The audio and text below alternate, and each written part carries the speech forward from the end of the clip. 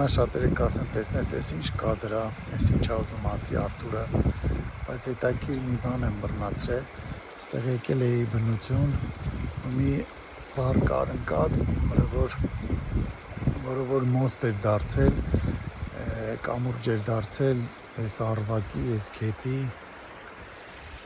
այն կողմ անցնելու համար, գետի արվակի այն կողմ անցնելու համար, այսպես մեծ ծառ էր։ Հետաքրքիր է նայեք, շատերը ու պարկած այս մոստի վրա, այս կամուրջի վրա, այս ծառի վրա, սենց հետաքրքիր էր, խորում էի, մտածում եմ եկել այսպեսի միտք եկավ,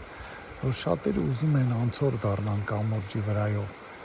կամուրջը օգտագործեն, կամուրջի վրայով անցնեն, մյուս անվտանգ, անվնաս, բայց քչերն են ուզում, որ կամուրջ լինեն շատերի համար, կոչս ասի էլիս, կամուրջ եկել շատերի համար, անվտանգ լինեն, խավարից դեպի լույս անցնեն։ Հիսուս Քրիստոսը հենց էդ էր արեց, որ գիտես կամուրջ եղավ և անցկացրեց շատերիս վտանգից,